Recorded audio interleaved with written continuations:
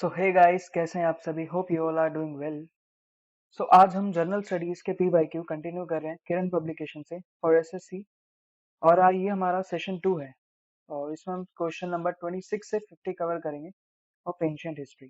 ठीक है, so this is about session, you all can read this. So next question is question number 26। It talks about Gandhar school of art came into existence in. तो Gandhar school of art ये जो है, अब ये किससे deal करता है? ये बेसिकली बुद्धिज्म से डील करता है। ठीक है, गांधार स्कूल ऑफ आर्ट जो है वो किससे रिलेटेड है? तो ये अपना बुद्धिज्म से रिलेटेड है। ठीक है, और इसमें बेसिकली इसके क्या की पॉइंट्स क्या थे इसके? सबसे पहले तो कि इसमें जो भी ये क्या किया जाता था बेसिकली इसमें, तो इसमें ये लोग स्कल्पचर बनाते थे। ठीक है, स्कल्पचर किसके? जैसे यहाँ पे आप देख रहे हैं ये गौतम बुद्ध का स्कल्पचर है, और ये जो दोनों स्कल्पचर आप देख रहे हैं ये बोधिसत्वाज है। ये किसके स्क्रिप्चर्स हैं? किसके स्कल्पचर्स हैं, सॉरी? तो ये हैं बोधिसत्वास के। अब ये बोधिसत्वास कौन है?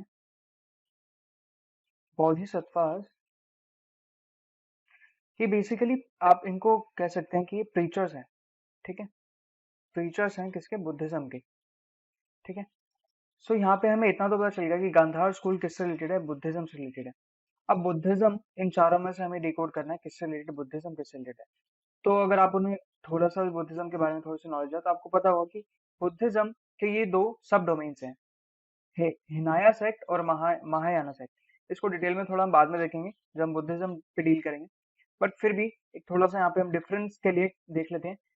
हिनाया जो है ये बहुत ही, ये क्या है, ये एक लोअर सेक्ट है। और महायाना क्या है? ये वाइडर है। यानी कि आप इसको ऐसे समझ सकते हैं कि ये बिगिनर्स हैं, मतलब जो बुद्धिज्म में जो हैं, और जो बिगिनर्स हैं बुद्धिज्म में वो हिनाया सेक्ट से बिलोंग करते हैं, और जो एडवांस हैं बुद्ध, एडवांस जो फॉलोअर्स हैं बुद्धिज्म के, वो किससे बिलोंग करते हैं? वो महायाना सेक्ट से बिलोंग करते हैं। ठीक है, बेसिकली इन दोनों में जो कॉमन चीज है वो तो लाइक टीचिंग्स जो बुद्धिज्म की है वो इन दोनों में कॉमन है। बट थोड़ा सा डिफरेंस ये भी है एक, कि जो हिनाया सेक्ट है वो आइडल वर्शिप में बिलीव नहीं करते। आइडल वर्शिप किस में नहीं है? हिनाया सेक्ट में नहीं है। और महायाना सेक्ट में क्या है? हमारे पास आइडल वर्शिप भी है। ठीक है, सो उसके बाद अगर हम देखें, उसके बाद वैष्णवा सेक्ट और शैव सेक्ट, तो ये दोनों बुद्धिज्म से रिलेटेड नहीं है। ये किससे रिलेटेड है? ये वैष्णविज्म से रिलेटेड है। यानी कि जो लोग लॉर्ड विष्णु को फॉलो करते हैं, ठीक है, तो वो उन्हें हम बोलते हैं वैष्णव्स। और ये शैव्स हम किसको बोलते हैं? जो लॉर्ड शिवा को फॉलो करते हैं। ठीक है, सो ये दोनों तो बुद्धिज्म से रिलेटेड नहीं है। अब इसमें से हमारा आंसर कौन होगा? इन दोनों में से हमारा आंसर कौन सा होगा? तो वो होगा सेकंड, यानी कि महायाना सेक्ट। ठीक है, तो Gandhar school of art came into existence in, इसका आंसर क्या होगा? महायाना सेक्ट। ठीक है, ये आंसर कैसे होगा? क्योंकि अभी हमने देखा कि इसमें आइडल वर्शिप नहीं है, हिनाया सेक्ट में आइडल वर्शिप नहीं है, तो इसलिए ये लोग स्कल्पचर्स वगैरह नहीं बनाते थे। ठीक है, महायाना सेक्ट में क्या है? आइडल वर्शिप है, इसलिए जो भी स्कल्पचर्स वगैरह बना रहे हैं ये किसमें आएगा? महायाना सेक्ट में आएगा। ठीक है, डन। सो नेक्स्ट क्वेश्चन है, next question 27. Out of following remains excavated in Indus Valley, which one indicates the commercial and economic development? ठीक है, तो हमें यहाँ पे बताना है कमर्शियल और इकोनॉमिक डेवलपमेंट इसमें से क्या इंडिकेट कर रहे हैं, इन चारों में से क्या इंडिकेट कर रहे हैं कमर्शियल और अपना इकोनॉमिक डेवलपमेंट? तो देखते हैं, सबसे पहला ऑप्शन क्या है हमारे पास? पोट्री। तो पोट्री तो बहुत ही जनरल सी चीज है, क्योंकि जैसे कि हमें पता है कि इंडस वैली सिविलाइजेशन में या फिर हड़प्पन भी, वहां तो पोट्रीज तो उनके लिए बहुत ही मतलब एक कॉमन सी चीज थी, क्योंकि वो लोग ज्यादा तो उन्हें लाइक ऑफिस ऑफिस तो उन्हें जाना नहीं होता था, तो वो लोग घर पे बैठ के क्या करा करते थे? पेंटिंग्स बनाते थे या फिर पोट्रीज बनाते थे। ठीक है, तो ये सब हाउस होल्डर थे, तो ये सब काम वो घर पे बैठ के किया करते थे, तो ये तो बहुत ही नॉर्मल सी चीज है। उसके बाद ये हैं सील्स। ठीक है, तो सील्स जैसे कि आप देख सकते हैं ये बहुत ही फेमस पशुपति सील है। ठीक है, उसके बाद नेक्स्ट ये भी एक सील है। सो सील्स बेसिकली क्या थी? जैसे अभी आजकल क्या होता है हमारे पास, सील्स को हम आज की लैंग्वेज में क्या बोल सकते हैं? आज के लैंग्वेज में हम इसको स्टैम्प्स बोल सकते हैं। ठीक है, जैसे कोई भी चीज, जैसे कोई भी अगर गवर्नमेंट ऑफिस में या किसी भी ऑफिस में जब जैसे कोई कोई ऑर्डर या कोई डिक्री पास होना होता है, तो उसके उसके ऊपर क्या लगाई जाती है? गवर्नमेंट ऑफ इंडिया की सील लगाई जाती है, ठीक है ना, उस पर एक स्टैंप लगाया जाता है, तभी वो आगे फर्दर आगे प्रोसीड होता है, ठीक है। सो इसको सील से हमने समझा, ठीक है। अब उस टाइम क्या होता था, अपने इंडस वैली सिविलाइजेशन में क्या हुआ था, होता था कि वहां पे भी सील से ही, जब ये सील्स एक्सकेवेट किए गए, तो इससे हमें पता चला कि उस टाइम पे भी क्या होता था, ट्रेड होता था, यानी कि दूसरी कंट्रीज से भी ट्रेड होता था। तो ये हमें कैसे पता चला, इन सील्स को देखकर ही, ठीक है। इन ये सील्स, जो भी जितने भी गुड्स गुड्स जो एक्सपोर्ट या इंपोर्ट किए जाते थे, तो उनके जो पेपर्स होते थे बेसिकली उस पर ये सील लगाए जाते थे, तो इससे यही पता चलता था कि कहाँ से आए हैं, कौन सी कंट्री से आए हैं। जैसे कि हर एक कंट्री की अपनी अपनी सील होती थी, हर एक किंगडम की, हर एक किंग की अपनी अपनी सील्स होती थी, तो उसे हमें बहुत ही डिफरेंशिएट हम कर पाते थे कि किस की कहाँ से आई है, गुड कब बेसिकली कहाँ का है। जैसे आजकल तो हम लिख देते हैं made in China, made in India, made in USA, ठीक है ना। तो उस टाइम पे क्या होता था, उस टाइम पे हम ऐसे सील से पता लगाते, ठीक है। उसके बाद ये हमारे पास बोट्स और हाउसेस, तो ये भी क्या होगी, ये भी दोनों कॉमन सी चीज है, तो इस ये एक्सकवेट करके इनसे कुछ ज्यादा पता नहीं चलेगा। तो इसका हमारा आंसर क्या है, आंसर है 2, दैट इज सील्स। तो सील्स जब एक्सकवेट हुई, जब हमने सील्स के बारे में पता चला इंडस वैली सिविलाइजेशन की, तो उससे हमें ये इंडिकेशन मिला कि उस टाइम पे कमर्शियल और इकोनॉमिक डेवलपमेंट भी होता था, ठीक है। So next question is question number 28, who according to the Buddhists is believed to be the next incarnation of Gautam Buddha, ठीक है। सो क्वेश्चन सिंपल सा है कि गौतम बुद्धा का नेक्स्ट इनकारनेशन कौन है, कौन होगा, ठीक है। तो इसका सिंपल सा आंसर है मैत्री, ठीक है, मैत्री बुद्धा इन्हें इन्हें बोलते हैं, ठीक है। और आप सभी ने इनकी फोटो भी देखी होगी, जैसे हम लाफिंग बुद्धा के नाम से भी जानते हैं, ठीक है। सो ये बिलीव किया जाता है कि ये बिलीव किया जाता है कि यही जो है नेक्स्ट इनकारनेशन होंगे, किसके, लॉर्ड बुद्धा के, ठीक है। लॉर्ड बुद्धा के नेक्स्ट इनकारनेशन यही होंगे, ठीक है। और ये मतलब बहुत ही, जब एक लाइक बिल्कुल ही कहते हैं कि जब धर्म की बिल्कुल ही हानि होने लग जाएगी, मतलब एक बिल्कुल ही एक लो स्टैंडर्ड पे चला जाएगा, स्टैंडर्ड ऑफ लिविंग बहुत ही ज्यादा लो हो जाएगी, तब इनका इनकारनेशन होगा, मतलब ये बहुत ही एकदम एंड में जाके इनका इनकारनेशन होगा, ठीक है। सो कौन है नेक्स्ट इनकारनेशन गौतम बुद्ध के, तो वो है मैत्री बुद्धा, ठीक है। जैसे हम आजकल मतलब हम नॉर्मली इनको लाफिंग बुद्धा के नाम से भी जानते हैं। सो नेक्स्ट क्वेश्चन है हमारा question number 29, who among the following were contemporaries of Kanishka, ठीक है। अगेन कनिष्का से एक क्वेश्चन आया, ठीक है। कनिष्का के बारे में हमने पहले भी काफी क्वेश्चंस में देखा है। तो कनिष्का कौन सी डायनेस्टी से बिलोंग करता है, तो ये है कुषाण डायनेस्टी से, ठीक है, जो कि 78 एडी में आया था, ठीक है। उसके बाद ये किसका फॉलोअर है, तो ये बुद्धिज्म का फॉलोअर है, ठीक है। कनिष्का बुद्धिज्म को फॉलो करने वाला है। सो अब हमें बताना है कि कनिष्का का कंटेम्पररी कौन कौन है इनमें से, इन चार ऑप्शंस में से। सो इसका जो आंसर है, answer is second, that is Nagarjuna, अश्वघोषा और वसुमित्रा, ठीक है। सो अब जो नागार्जुना है, ठीक है, ये बेसिकली कनिष्का का कंटेम्पररी है, और ये कौन है, ये एक पोएट है, ठीक है, जो कि बुद्धिज्म के ऊपर लिखा करते थे, ठीक है, यानी ये बुद्धिस्ट लिटरेचर लिखते थे, बुद्धिस्ट लिटरेचर ये लिखा करते थे, कौन, नागार्जुना, ठीक है। उसके बाद है नेक्स्ट कौन है, अश्वघोषा। तो अश्वघोषा कौन है, अश्वघोषा is court poet of Kanishka itself, ठीक है। सो ये कनिष्का का कौन है, कोर्ट पोएट है, कौन, अश्वघोषा, ठीक है। सो ये भी क्या है, ये भी बुद्धिज्म के फॉलोअर थे, और अश्वघोषा भी लाइक बुद्धिस्ट लिटरेचर के बारे में लिखा करते थे, ठीक है। नेक्स्ट है हमारे वसुमित्रा, नेक्स्ट कौन है, वसुमित्रा। तो वसुमित्रा ने, ये बेसिकली ये कैसे इनके कंटेम्पररी है, वसुमित्रा ने फोर्थ जो बुद्धिस्ट हमारी काउंसिल थी, ठीक है, चार बुद्धिस्ट काउंसिल हुई थी, तो उसमें से जो लास्ट वाली बुद्धिस्ट काउंसिल थी, यानी कि फोर्थ बुद्धिस्ट जो काउंसिल थी, वो उसको चेयर किया था किसने, वसुमित्रा ने, यानी उसका चेयरपर्सन कौन था, वसुमित्रा, ठीक है। और अगर वाइस चेयरपर्सन की बात करें, तो वाइस चेयरपर्सन कौन था, अश्वघोषा, ठीक है। अश्वघोषा कौन था, वाइस चेयरपर्सन, ठीक है। और उसको उस लास्ट वाली बुद्धिस्ट काउंसिल जो थी फोर्थ, उसको पैटर्न किसने किया, तो वो किया था कनिष्का ने, ठीक है।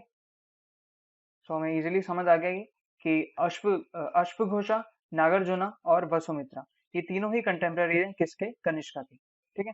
नागार्जुना पोएट था उसी टाइम पे, और अश्वघोषा कोर्ट पोएट था किसका, कनिष्का का ही, और वसुमित्रा ने क्या किया था, वसुमित्रा ने फोर्थ बुद्धिस्ट काउंसिल को चेयर किया था। ठीक है, so next question, question number 30th, which rulers built the Ellora temples. ठीक है, सो ये काफी इंपॉर्टेंट है क्योंकि इससे भी हम आगे कुछ 2-3 क्वेश्चन और देखने वाले हैं। एलोरा टेम्पल्स, आप सबको याद रखना है कि एलोरा टेम्पल्स जो है वो राष्ट्रकूटाज ने बिल्ड करवाए थे। ठीक है, अलोरा टेम्पल्स। अब ये अलोरा टेम्पल्स कहाँ पे हैं? सो ये है अलोरा केव्स में, अलोरा केव्स। ठीक है, अलोरा केव्स कहाँ पे है? औरंगाबाद में। ठीक है, औरंगाबाद, महाराष्ट्र।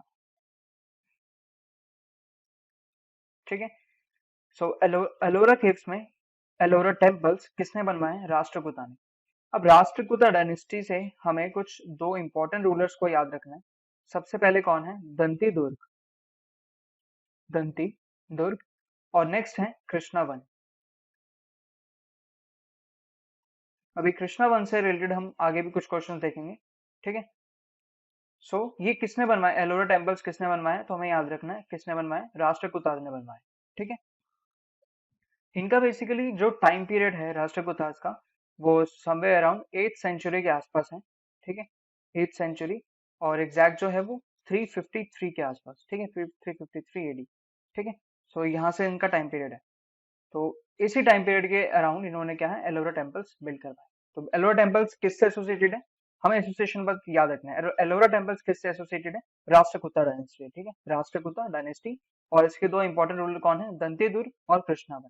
ठीक है, so next question is question number 31, who amongst the following also had the name Devanam Piyadasi. ठीक है, देवनाम पियादासी, इसको अगर हम ट्रांसलेट करें इंग्लिश में तो ये होता है बिलवड ऑफ गॉड। ठीक है, यानी भगवान के प्रिय। सो ये टाइटल किसने, मतलब किसने खुद को दिया था? तो ये मॉडर्न किंग अशोका ने दिया था। ठीक है, यानी कि मॉडर्न किंग अशोका ये खुद को कहता था देवनाम पिया दासी। ठीक है, यानी कि बिलवड ऑफ गॉड। ठीक है, तो हमें इजिली याद रहेगा ये देवनाम पिया दासी। ये टाइटल किसको या फिर ये नेम किसको दिया गया था? तो ये दिया गया था मॉडर्न किंग अशोका को। ठीक है, next question, question number 32, the subject matter of Ajanta paintings pertains to. यानी कि अजंता जो केव्स हैं, अगेन अजंता केव्स कहाँ पे हैं? सो वो औरंगाबाद महाराष्ट्र में। ठीक है, औरंगाबाद महाराष्ट्र। अब इनका जो पेंटिंग्स, अजंता केव्स में जो पेंटिंग्स हुई हुई हैं वो लाइक किस सब्जेक्ट मैटर क्या है, किस कंटेक्स्ट पे वो पेंटिंग्स बनी हुई हैं? सो वो बनी हुई हैं बुद्धिज्म के ऊपर। यानी कि जैसे कि बुद्धिज्म की स्टोरीज होती हैं कुछ, जैसे हम जटाका बोलते हैं। ठीक है, तो जटाका स्टोरीज का वहाँ पे डिपिक्शन है। ठीक है, जटाका स्टोरीज जो है वहाँ पे डिपिक्ट करी हुई है। और कुछ जैसे कि बुद्धिज्म के कुछ पिक्चर्स बनी हुई हैं वहाँ पे, बोधिसत्वास की पिक्चर्स बनी हुई हैं। ठीक है, तो इन सब की पिक्चर्स भी बनी हुई हैं। और या फिर कुछ क्या है, जटाकास जो कि बुद्धिज्म की स्टोरीज हैं, तो उनका डिपिक्शन की वहाँ पे आपको मिलेगा अजंता पेंटिंग्स में, यानी कि अजंता केव्स में। ठीक है, सो नेक्स्ट क्वेश्चन है हमारा question number 33, which of the following craftsmanship was not practised by Aryans. So इन सब में से आर्यंस, जो आर्यंस सब आपको पता है आर्यंस कौन थे? कि अर्ली अर्ली वैदिक पीपल थे। ठीक है, सो आर्यंस पर अर्ली वैदिक पीपल।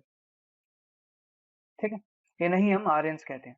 ठीक है, ये क्या थे? Well cultural, well sophisticated people थे ये आर्यंस। ठीक है, वेल एजुकेटेड पीपल थे। इन्हें लाइक वेदास का, धर्म का बहुत ज्ञान था। ठीक है, तो उन्हें ही हम आर्यंस कहते हैं, जो जो कि अर्ली वैदिक पीपल है।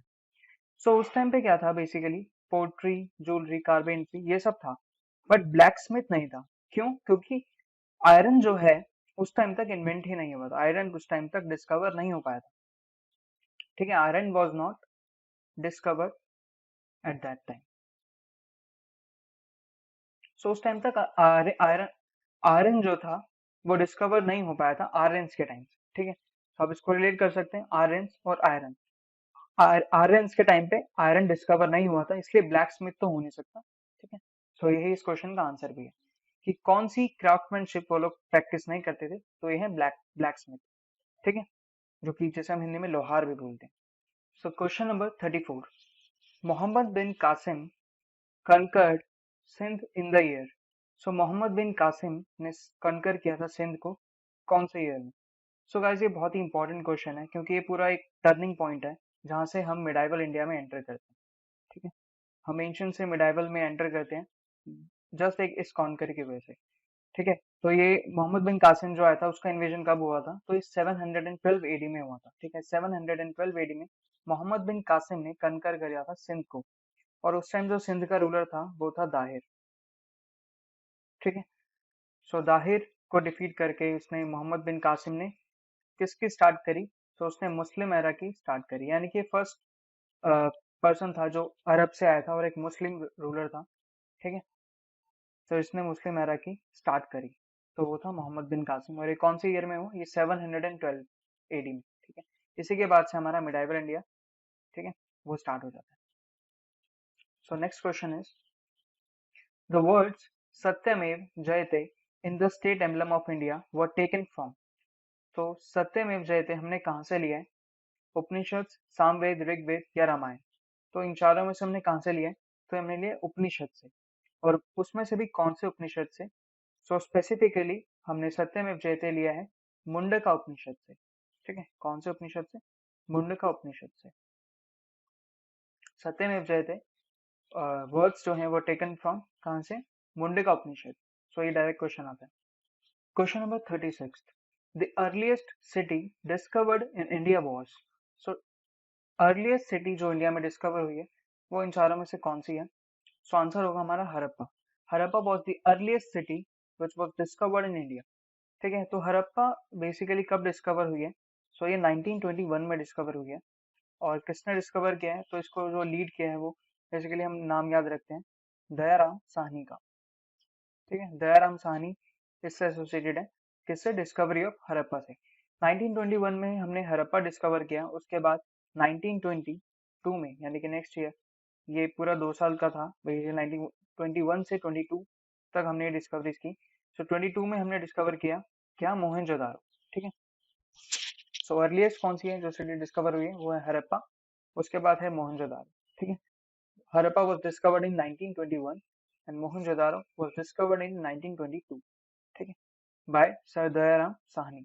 So next question is the famous rock cut temple of Kailash is at. ठीक है, सो ये कैलाश टेम्पल रॉक कट, ठीक है, एक तो जैसे जो हम जानते हैं कैलाश मानसरोवर। ठीक है, सो उसका ही डिपिक्शन था, यानी कि कैलाश मानसरोवर, जो कि हम अबॉर्ड ऑफ लॉर्ड शिवा बोलते हैं जिसे। सो कैलाश मानसरोवर का ही डिपिक्शन क्या है? रॉक कट टेम्पल्स में, जो कि कैलाश के नाम से रॉक कट टेम्पल्स कैलाश। तो ये कहाँ पे है? ये है एलोरा केव्स में। और अभी हमने देखा था कि एलोरा केव्स किसने बनवाई है? तो ये राष्ट्रकूटा डायनेस्टी के, राष्ट्रकूटा डायनेस्टी, जो कि कौन से century? Somewhere around 8th century में। ठीक है, समवेयर अराउंड 8th सेंचुरी। ठीक है, राष्ट्रकूटा डायनेस्टी के रूलर कृष्णा वन ने ये बनवाई है। ठीक है, यानी कि rock cut temple of Kailash. तो कैलाश का ये जो टेम्पल है रॉक कट, ये किसने बनवाया है? ये राष्ट्रकूटा डायनेस्टी के रूलर कृष्णा वन ने बनवाया है। ठीक है, और ये कहाँ पर सिचुएटेड है? यानी ये रॉक कट टेम्पल कहाँ पे सिचुएटेड है? तो ये है एलोरा केव्स में। कहाँ पे है? एलोरा केव्स में। Next question is question number 38, epigraphy means. So epigraphy क्या है? सिंपली स्टडी ऑफ इंस्क्रिप्शंस है। ठीक है, इसको एपिग्राफी को एपिक से रिलेट मत करना, एपिक से इसको कंफ्यूज मत करना। इसको एपिग्राफी क्या है? Epigraphy is study of inscriptions. और इंस्क्रिप्शंस आप सबको पता ही है कि इंस्क्रिप्शंस क्या होते हैं? जो हम किसी हार्ड स्ट्रक्चर पे इंस्क्राइब करवाते हैं, यानी कि कोई भी राइटिंग्स, या जैसे एंशियंट जो भी राइटिंग्स हैं, ठीक है, जो कि किसी हार्ड स्ट्रक्चर पे, जैसे कि स्टोन्स हो गए हैं, ठीक है, पिलर हो गया, ठीक है, इस पे जो हम इंस्क्राइब करवाते थे, यानी जो पहले पुराने रूलर्स इंस्क्राइब करवाते थे अपनी कुछ, जैसे उनकी कुछ भी जितनी उनकी विक्ट्रीज हैं, ठीक है, या फिर जो भी उनके रूल्स एंड प्रोसीजर्स हैं, उनको वो क्या करते थे? इंस्क्राइब करवा देते थे किसी हार्ड स्ट्रक्चर पे, तो उसे हम बोलते हैं इंस्क्रिप्शंस।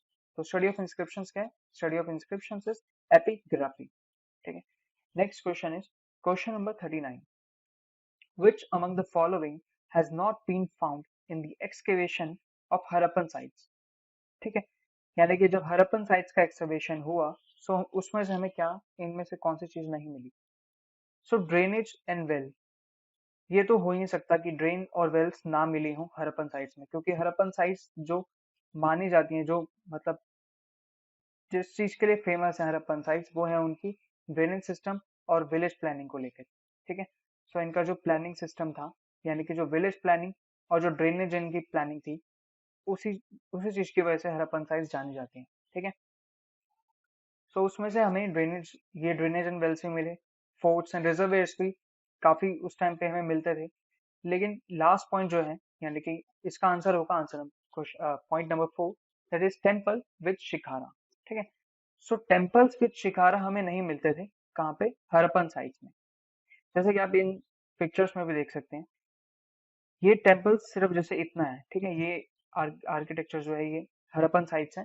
ठीक है, इसमें ये टेम्पल्स क्या है, सिर्फ इतना ही है। और जो आजकल हम जो हिंदुइज्म में जितने भी जो टेम्पल्स होते हैं, उसमें कैसा स्ट्रक्चर होता है बेसिकली, कुछ ऐसा करके। ठीक है, यहाँ पे जैसे अगर इसको हम बोलें कि ये गर्भगृह है यहाँ, यानी कि यहाँ पे जो डीटी है वो इंस्टॉल हुए हैं। ठीक है, सो उसके ऊपर कुछ एक ऐसा स्ट्रक्चर होता है। ठीक है, आप सबने देखा होगा, एक ऐसा स्ट्रक्चर होता है, एक डोम लाइक स्ट्रक्चर। उसके ऊपर जैसे यहाँ पे कोई फ्लैग हो गया, ऐसा कोई फ्लैग हो गया। ठीक है, सो ये जो बेसिकली चीज है, ये इसको हम शिखारा बोलते हैं। ठीक है, इसको टेम्पल शिखारा बोलते हैं। और ये एग्जैक्टली ये कहाँ पे प्लेस होता है, ये गर्भगृह, यानी कि जहाँ पे डीटी इंस्टॉल होते हैं, उसके जस्ट टॉप पे ये शिखारा बनाया जाता था। ठीक है, सो ये आजकल, ठीक है, ये बेसिकली ये नॉर्थ इंडिया का जो स्ट्रक्चर है, वहां पे आपको बहुत ज्यादा मिलेगा। और तो लेकिन ये किस टाइम पे नहीं मिलता था, तो ये हड़प्पन साइट्स में, यानी हड़प्पन टाइम्स में ये नहीं, उस टाइम पे ये नहीं होता था। यानी उस टाइम पे टेम्पल जो होता है वहां पे शिखारा नहीं बनाया जाता था। ठीक है, काफी लो स्ट्रक्चर्स बनाए जाते थे, ऐसे शिखारा नहीं बनाया जाता था उस टाइम। ठीक है, so next question is question number 40, which among the following मठ इज रिलेटेड टू बुद्धिज्म? ठीक है, तो बुद्धिज्म से रिलेटेड कौन सा मठ है इन चारों में से? सो ये है आंसर चैत्य। इसका आंसर क्या है, चैत्य। चैत्य मठ जो है वो रिलेटेड किससे है, बुद्धिज्म से रिलेटेड है। और ये जो आप पिक्चर देख रहे हैं, ये किसकी पिक्चर है बेसिकली? सो ये है एक चैत्य हॉल। ठीक है, चैत्य hall,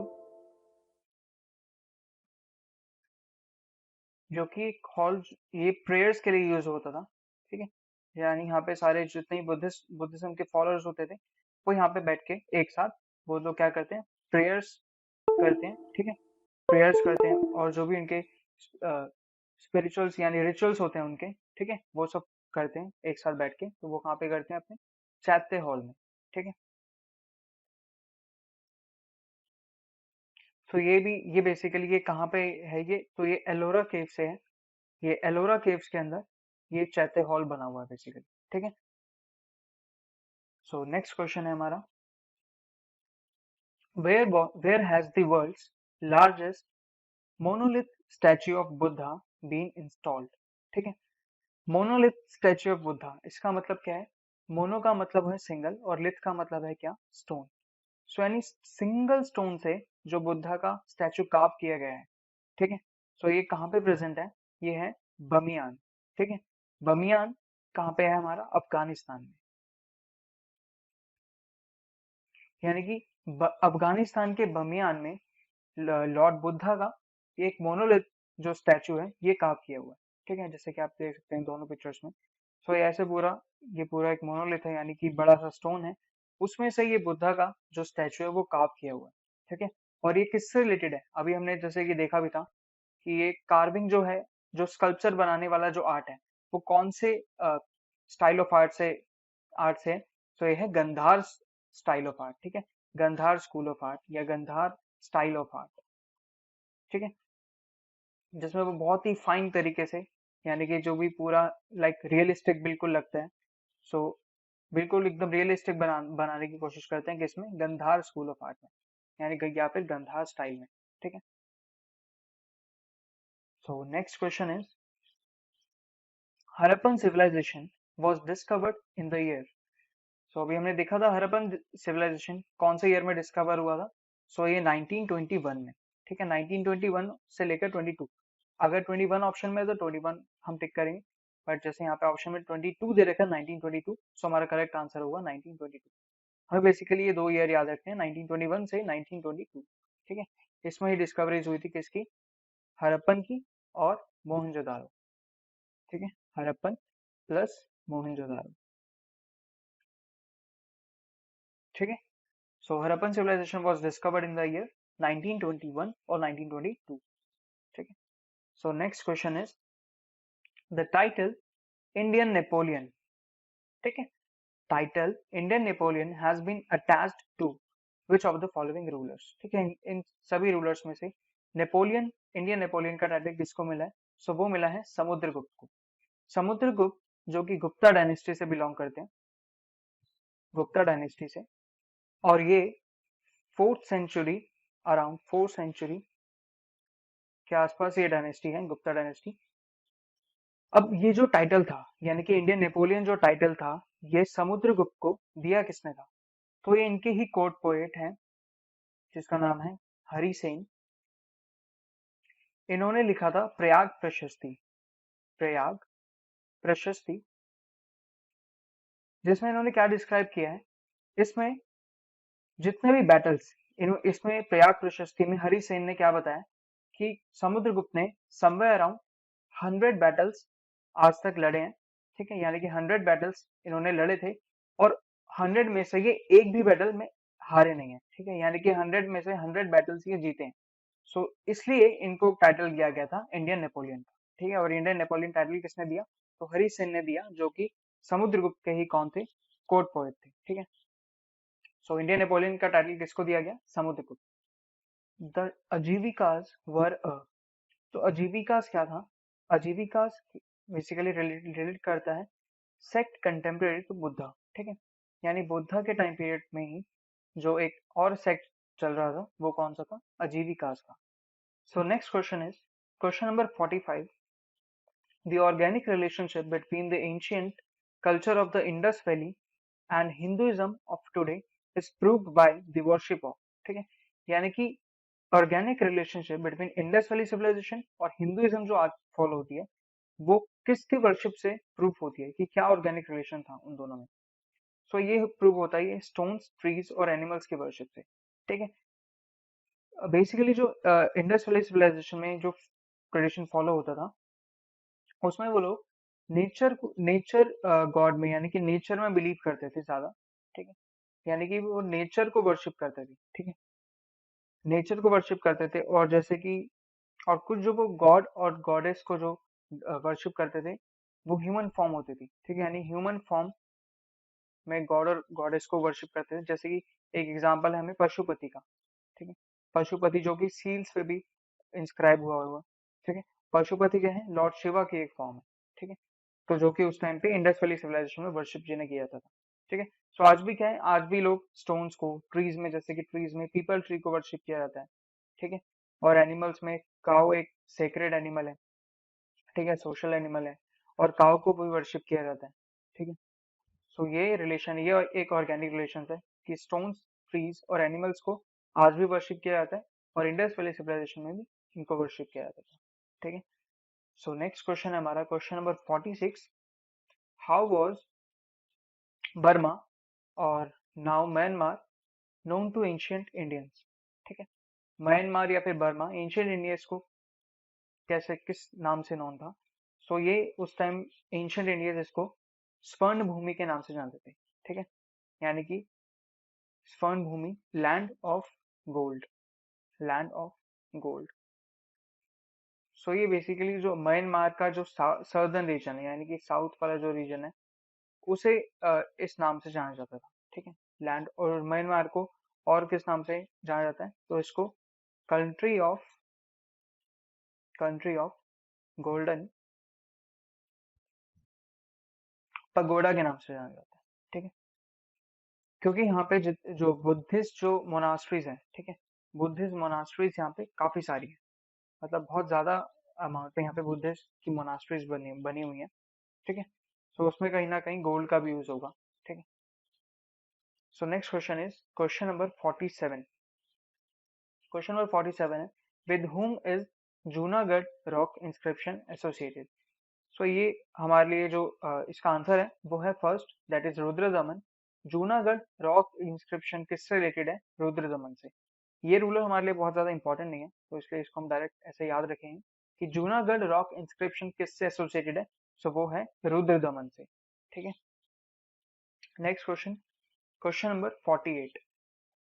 so Nalanda university was a great centre of learning specially in. Nalanda university जो है, जो कि ये कहाँ पे सिचुएटेड है? सो ये है बिहार में। ठीक है, प्रेजेंट है बिहार। तो ये किससे रिलेटेड है, किससे एसोसिएटेड है? सो ये सेंटर ऑफ लर्निंग है किसके लिए? बुद्धिज्म के लिए। तो यहाँ पे क्या था, बुद्धिस्ट के जो मॉन्क्स थे, ठीक है, बुद्धिस्ट मॉन्क्स, उनके लिए यहाँ पे क्या था, सेंटर ऑफ स्टडी था ये, centre of study for Buddhism. ठीक है, सो नालंदा यूनिवर्सिटी किससे एसोसिएटेड है? बुद्धिज्म से एसोसिएटेड है। So next question is question number 49। The Rathas of Mahabalipuram was built during the reign of। ठीक है, हमने पहले भी इस क्वेश्चन को किया हुआ है कि महाबलीपुरम किससे एसोसिएटेड है? सो वो है पल्लवा। ठीक है, हमने इसको ऐसे भी लर्न किया था, महाबली, बल्ली पल्ली। ठीक है, बल्ली इससे क्या आ गया? पल्लवास। ठीक है, बल्ली से हमने पल्लवास को रिलेट करके लर्न किया था। सो महाबलीपुरम जो है वो कहाँ पे है? पहले तो ये है तमिलनाडु में। ठीक है, तमिलनाडु में। और ये महाबलीपुरम किसने बिल्ड करवाया था? पल्लवास ने। ठीक है, सो इसमें जो रथास है, रथास बेसिकली क्या है? रथा ये है यानी कि चैरियट शेप के, जैसे कि आप यहाँ पे भी देख सकते हैं, ये पूरा ये जो चैरियट शेप के ये बनवाए हैं रथास। ये किसने बनवाए हैं? महाबलीपुरम में किसने बनवाए हैं? पल्लवा डायनेस्टी, यानी इसका आंसर हो जाएगा fourth. Rathas of Mahabalipuram was built during the reign of Pallavas, क्योंकि महाबलीपुरम किसने बनवाया है? पल्लवास नहीं बनवाया। ठीक है, सो अपना नेक्स्ट क्वेश्चन है question number 58। Who is held as the god of medicine by the practitioners of Ayurveda?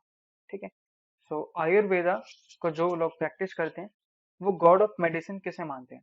ठीक है, सो ये मानते हैं धन्वंतरी। ठीक है, धन्वंतरी जो कि आप जिन्हें आप यहाँ पे देख सकते हैं, धन्वंतरी जो है वो एक इनकारनेशन है, किनके? Incarnation of Lord Vishnu. ठीक है, सो धन्वंतरी जो है वो एक इनकारनेशन ऑफ लॉर्ड विष्णु। और ये जो स्टोरी है बेसिकली ये समुद्र मंथन की स्टोरी है। ठीक है, समुद्र मंथन जब हुआ था, ठीक है, समुद्र मंथन जब जिसमें देवता और असुर दोनों के बीच में द्वंद्व हुआ था। ठीक है, और जिसमें समुद्र मंथन हुआ था, तो समुद्र मंथन के बाद जब उसमें से नेक्टर निकला, जब उसमें से ये अपना अमृत निकला था, सो वो उस टाइम पे ये जो डीटी है, ठीक है, धन्वंतरी जो डीटी है, जो एक इनकारनेशन है, फॉर्म है लॉर्ड विष्णु के, उस टाइम ये वहां पे विजिबल हुए। ठीक है, और उनके हाथ में क्या था? ये एक तरीके का एक बाउल था जिसमें जिसमें कि क्या था? नेक्टर था, यानी जिसमें कि अमृत था। ठीक है, तो जब समुद्र मंथन हुआ उसके बाद ये जो डीटी है धन्वंतरी ये प्रेजेंट हुए, और इनके हाथ में ही ये जो नेक्टर था, यानी जो अमृत जो उसमें से समुद्र मंथन के बाद निकला था, सो उनके हाथ में ही ये बाउल था जिसके अंदर अमृत था। ठीक है, अब यहाँ पे एक ये जो लास्ट ऑप्शन है ये भी इंपॉर्टेंट है। ये ऑप्शन बेसिकली यहाँ पे क्यों दे रखा है? क्योंकि जो चरक है ना, ये किसके, ये एक कोर्ट फिजिशियन है। किसके? ठीक है, सो कौन से रूलर के कोर्ट फिजिशियन है ये? सो ये है कनिष्का के, क्योंकि कनिष्का हमारे लिए इंपॉर्टेंट है एग्जाम पॉइंट ऑफ व्यू से। तो कनिष्का के बारे में काफी कुछ पढ़ रहे हैं, डिटेल में भी पढ़ रहे हैं। सो ये हमें पता होना चाहिए कि कनिष्का का कोर्ट पोएट कौन है। तो ये है चरक। ठीक है, इसलिए यहाँ पे भी इसमें हम कंफ्यूज करने के लिए भी दे रखा है कि फोर्थ ऑप्शन क्या है? चरक है। ठीक है, इस क्वेश्चन का बेसिकली आंसर हमारा क्या हुआ कि god of medicine according to Ayurveda किन्हें माना जाता है? तो ये धन्वंतरी को माना जाता है, जो कि एक इनकारनेशन है लॉर्ड विष्णु के। ठीक है, सो ये हमारा आज का सेशन यहीं पे एंड होता है। So so guys, thanks for watching. अब आप इस अगर आपको ये सेशन अच्छा लगा तो आप इसे लाइक शेयर और सब्सक्राइब कर सकते हैं, चैनल को सब्सक्राइब कर सकते हैं अगर आप चैनल पे नए हैं। और do not forget to give review about this session. ठीक है, मिलते हैं अपने नेक्स्ट सेशन में। जय हिंद।